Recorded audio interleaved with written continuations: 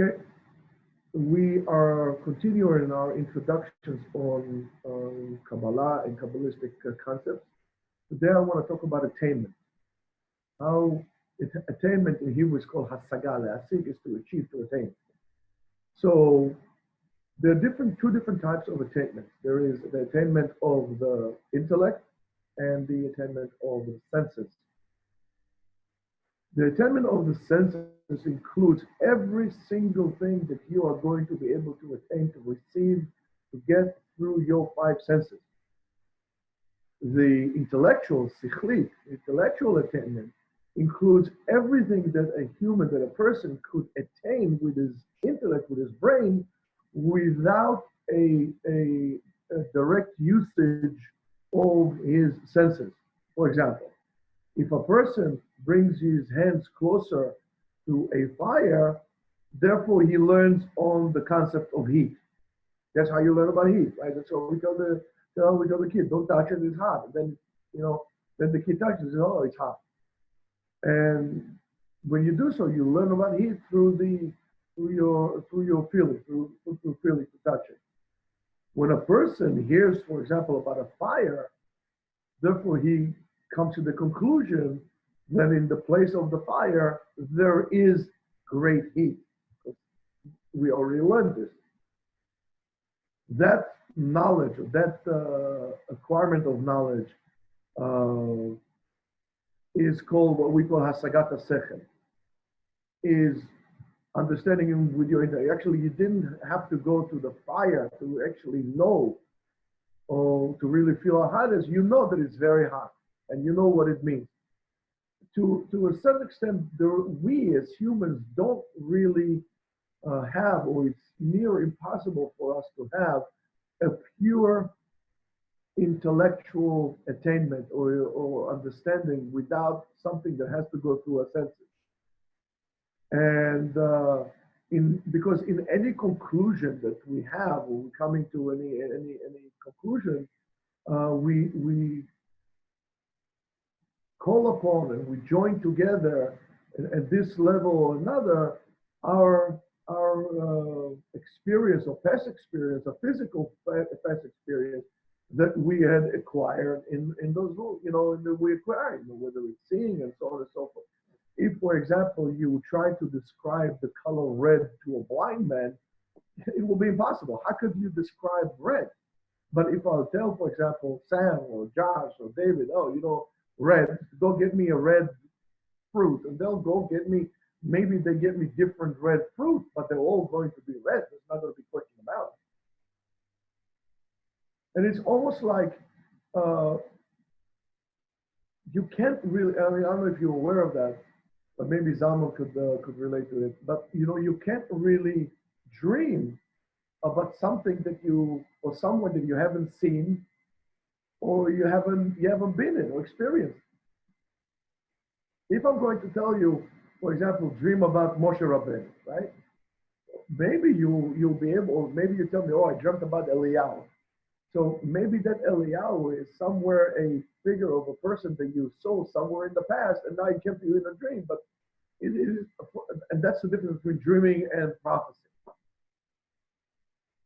Now we can only attain something, even if it's intellectual, something that had to go through our senses, whenever we feel it. And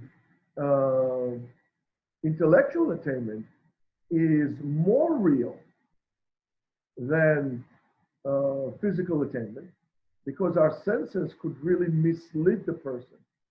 And there are many examples that we talk about this. If we're talking about optical illusions and so on and so forth, we see things that it's not. Remember, we talked about people who draw all kind of stuff on the sidewalks, and it looks like a little pit, and they draw it like this. It looks like there's a hole in the ground, and people would walk, and they would just walk around because they're afraid they're going to fall in. So we have many cases like that is like this. Or if I would be able, for example, to let's say coffee has, if I'm not mistaken, something like 900 different molecules that make the smell of coffee. That's why coffee is so strong. Versus other things that have, let's say, wine has only like, I think, 200. So coffee is very strong. So if I could, uh, you know, find out how those things operate into my brain, I could make you smell coffee. If you already smelled coffee, I can make you smell coffee when there's no coffee around, and just like create the fake smell. However, once we and the thing is that we were used to from the beginning of our childhood, from the beginning of our lives, to really rely on our senses only. And what only comes to our senses, that's what we think it's real. Whatever we don't see or we doesn't go through our senses, we disregard it. But that intellectual statement, for us is not developed at all. And it could be developed in a young age because kids are not completely overwhelmed yet or got accustomed or programmed to only physical attainment. They have it also, and we should develop it. But because we don't, therefore we rely on our five senses only. And that comes the danger of learning Kabbalah. Now, all those things that we achieve, that we attain, that a person gets in all fields of interaction are called in the Lashon Kabbalah He'arat HaSechel, the enlightenment of the intellect. In other words, the source of the Sechel, because remember we're talking about light and enlightenment, the source of the Sechel is called Ora Sechel, the light, because that's the source is the light. And that sends the He'ara, that sends the illumination, which is a intellectual, light bulb that all of a sudden comes out like this to you, and then that matter, whatever you engage with, is actually being learned and becomes clear, and then it becomes a part of your awareness, and that's how you're actually learning things. And every person that ever learned something, and especially if you learn Gemara or you learn things of that thing that is completely intellectual, had this experience of trying to attain, trying to understand something that is very, very deep, and you're working very, very hard, and you're very stubborn about the effort that you put into understand, and you don't really see any solution, or you don't come to any conclusion, and then all of a sudden this idea comes to your head, and all of a sudden everything becomes clear, and you go like, aha, that's the aha moment, right? So that avraka sichlit, that call it intellectual, lightning bolt that comes from the source of the sechel, and it is like what we call a ma'ayana mitgaber. It's overflowing and overflowing and always developing and so on and so forth. And that's what allows us to understand many things and to come to many conclusions that are real conclusions, even in fields in which we, as in terms of our grasp doesn't have any kind of a hold on. I mean, whether it's high physics or concepts of, let's say, concepts of physics, or let's say the speed of light and so on and so forth. We're talking about matter and antimatter and all these different things. Through that, all of a sudden you can understand things that you would not be able to comprehend and get through your feelings. And the source of the sechel could be found by every single person. Every person could have this nekudah, this point in him that will bring about. And that's something that we need to get connected to. And that's what we call in terms of enlightenment, then all of a sudden a person becomes an enlightened person. It means he has a direct connection to the source of all enlightenments, of the sechel, of the non-corrupted item that is bounded by our five senses. Therefore, the interactions that people have, sometimes it's being downgraded because of great involvement of physical interaction. So if for example, the relationship is a purely physical relationship, it might be good, it might be explosive, but is not going to be as powerful, and it's not going to carry you further if it's a relationship that is based on intellectual enlightenment, an intellectual relationship, because you get such a joy. Like for example, when you learn something difficult in Gemara, and you learn and you don't understand, and this one is trying, and all of a sudden you get poof, okay, the other way around. That's what it is. and the person is filled with chayut, with livelihood, and he's excited, and everything is going on with him. It's a real workout. And if you know what I'm talking about, or you learn some difficult concept with the Rambam, and all of a sudden it's like, oh my goodness, I just understood it all. That means that at that moment you are connected to Mekor HaSechel, to the source of all intellect.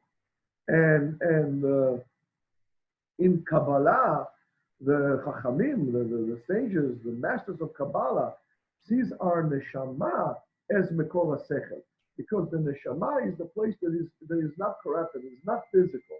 And that is, according to the sages of Kabbalah, that is Mekor HaSechel. So now we could, given all what we said, we could understand why is that a person could not really get down to the essence, to understanding what is the essence of his neshama. Why? Because the neshama itself is above the ability of the person to understand in his intellect, itself. Because it's completely pure. It's completely non-physical. The neshama is a non-physical entity. As what we call chelek eloah mimar. It's a part of the divine from above. It has nothing to do with this or nothing to do with that. And but it doesn't mean that if we cannot get down and to actually understand the essence of neshama,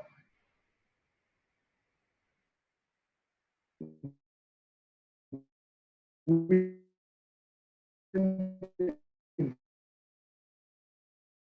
truly understanding what it is, the essence, that's two different things altogether.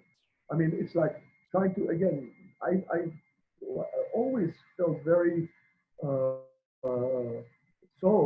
very great closeness or similarity or proximity between certain aspects of physics and math to certain aspects of Kabbalah in terms of understanding and intellectual. I mean, for me, it was always fascinating, right? If you deal with, let's say, with writing algorithms or writing all kind of like mathematical, philosophical mathematical, concept. I mean, those numbers which really don't exist in reality. The numbers don't exist, right? There's no such thing as a number 3 or number 2 or number 5 in nature. There's no such thing as 0. And yet, it's a part of our life. We can't move without a 0. Let's put it this way. So is the neshama. I mean, we understand it. We could debate it. Really can't. Now, that is a very interesting and important concept, and we need to clear it up. And that's something that most people are really, fail, is when they hear talking about certain things, neshama, they think it's really something that I could close within and has boundaries and so on and so forth. And that is just an indication that a person does not understand anything about Kabbalah and doesn't think anything on that.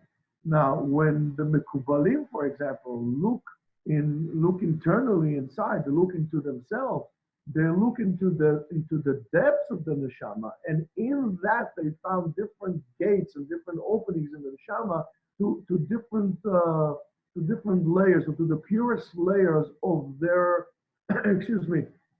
spiritual reality. And the whole process is to reach a level of purification, of self-purification, to really mix inside themselves that melange, that compressed mixture, that all the elements are there together. And therefore the job of the Mekubal is not to dismiss or dismantle this quality or that quality, as some say, or to make this one overpower the other one, the other elements, and so on and so forth. That's not what the Mekubal's job is. The Mekubal of the Avodah is a spiritual job. Is first of all is to create an internal balance between all elements of his existence, of his reality, and also to create the best possible flow and interaction between all elements. As soon as the Mekubal cleans inside of him all elements, Now he can elevate himself and laksama go upstream further up to the source. And that source, as we said before, is the core of his neshama. So the more you be willing to go, the more you'll be willing to clean, the higher you'll be able to come to your source. And just like a salmon cannot overpass a certain dam and then they'll be extinct, so are we. We need to create this flow to all aspects of our neshama. Then I could really reach the highest level of awareness of what is in the neshama, and reaching so high, looking up from such a high point. Then the person who's doing that, the mystic who's doing that, can really flow and understand how all the elements flow together, how they really occur, how they behave, how do they come into our worlds, what we call the receptacle of our life, and we create in the world all the phenomena that we know that they exist, that they are, and so on and so forth. Understanding, and after you did all this work and understanding all these things, you can understand how could you yourself influence the flow of all the elements into reality by your spiritual work. And by doing so, eventually you could create a change in your physical reality. And that is something that takes a lot of work. So maybe people know the concepts of, or they hear, certain words like klipot and this and that, but all these words are a waste of time. All these words that people are using, thinking that they know Kabbalah, is no more than a waste of time, because you have to start understanding what we are saying here, and you must implement them. Otherwise, you are wasting your time. Sit down, please, and chas v'shalom. No disrespect meant. No disrespect meant. But what are you doing learning these things if you're not willing to implement them to your life? Sit down and learn Mishnayim Mikra Echat Tanzum. Do Rashi. Can you read a Tosfot like a man Adam? You talk to me about Kabbalah and this and that. That's why, because of that, because of this danger, we saw that it was right to actually introduce this in a more controlled and responsible environment, so people will understand what does that mean and what's the work of a Mekubal. A Mekubal is not a person that puts on a white robe, puts a turban on, and collects money like there's no tomorrow. A Mekubal is a person who's doing a lot of hard internal look into himself and understands how things interact with the world. Only then he can connect himself to his source. On that point, I would also like to remind everybody that we have a whole load of maybe over 1,000 lectures on Torah Anytime and on YouTube at Yeshiva Etzion. That you should do YouTube Yeshiva Etzion. We also have a Instagram account, and we have the Yeshiva account in the blog, which is yeshivaetzion.com, one word, yeshivaetzion.com. If you have any questions, you could reach us at rabbigaon@gmail.com. And if you are feeling that you financially okay, you can also go to our website at yeshivaetzion.com. There is a place for donation there. You can do so. But I will be more interested in if you join us, that you actually send us a check and never join us. Or more importantly, you come and join us to learn. We are learning here, unfortunately, but thank God that we have the ability to do so. So therefore, I am not complaining. We do so on Zoom. We're learning in the morning, and at night from 8 to 9 we do Gemara. So please feel free to join us. So far, just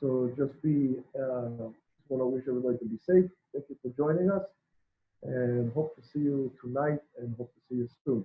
Questions you can ask me now after we finish this recording, and you can also do it via phone or emails, whatever it is, WhatsApp and so on and so forth. So guys, have a great day, and Sam, you could stop the recording now.